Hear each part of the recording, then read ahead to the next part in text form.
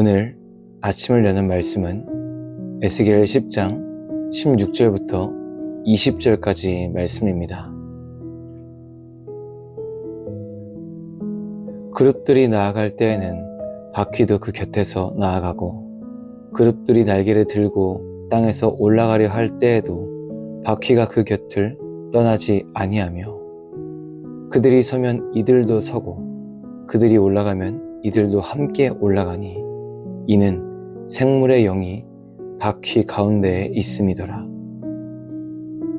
여호와의 영광이 성전 문지방을 떠나서 그룹들 위에 머무르니, 그룹들이 날개를 들고 내 눈 앞에 땅에서 올라가는데 그들이 나갈 때에 바퀴도 그 곁에서 함께 하더라. 그들이 여호와의 전으로 들어가는 동문에 머물고 이스라엘 하나님의 영광이 그 위에 덮였더라. 그것은 내가 그발 강가에서 보던 이스라엘의 하나님 아래에 있던 생물이라. 그들이 그룹인 줄을 내가 아니라. 오늘의 말씀은 예루살렘에 임하는 심판과 예루살렘을 떠나시는 하나님의 이야기를 담고 있습니다. 에스겔 10장 초반에서 하나님은 예루살렘을 불로 심판한다고 말씀하셨습니다. 그리고 이후의 본문은 하나님의 영광이 성전을 떠나서 어디론가 가고 있는 모습을 보여주고 있습니다. 에스겔 10장 16절부터 20절까지는 하나님의 보좌를 바치고 있는 네 생물과 하나님의 움직이는 보좌를 이야기하고 있습니다. 이 모습은 말씀으로 보면 어떤 모습인지 상상하기 힘듭니다. 이 모습을 간단하게 설명해 드리면, 하나님의 보좌는 네 생물이 동서남북으로 받들고 있고, 그 생물들 곁에는 바퀴가 있으며, 바퀴는 어느 방향으로든 움직일 수 있습니다. 비록 그 모습은 상상하기 어렵지만 우리가 알 수 있는 것이 하나 있습니다. 하나님의 보좌가 움직인다는 것입니다. 우리가 주목해야 할 것은 보좌가 움직이는 방향입니다. 보좌는 어디로부터 떠나고 있습니까? 18절의 말씀입니다. 여호와의 영광이 성전 문지방을 떠나서 그룹들 위에 머무르니. 또한 19절입니다. 그들이 여호와의 전으로 들어가는 동문에 머물고 이스라엘 하나님의 영광이 그 위에 덮였더라. 하나님의 영광이 성전 문지방을 떠나고 성전으로 들어가는 동문에 머물렀다는 것은 하나님이 성전 밖으로 나가고 계시는 모습입니다.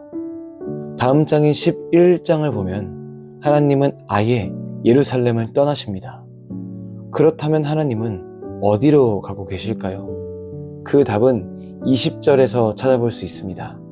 20절의 말씀입니다.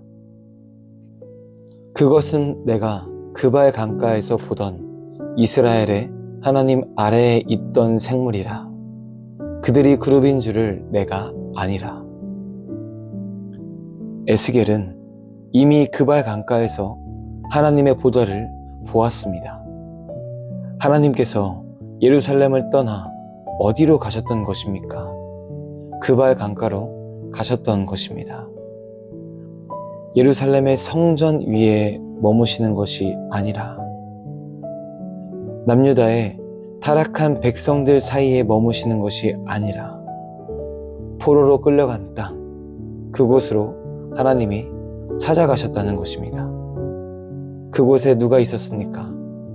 포로된 땅에서 하나님의 성전을 그리워하며 하나님을 언제나 마음에 품었던 에스겔이 있었습니다.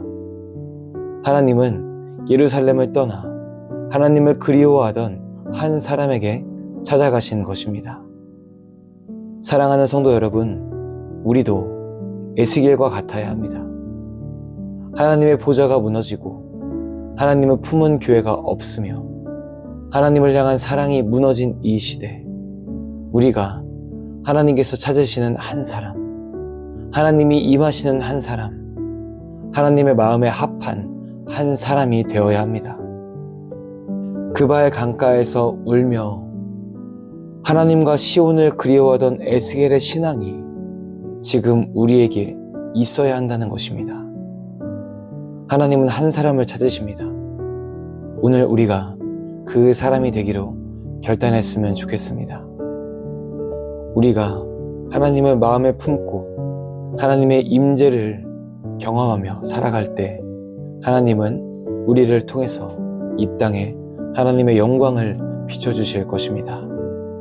영광 가운데 살아가시는 여러분이 되시기를 주님의 이름으로 간절히 소망합니다.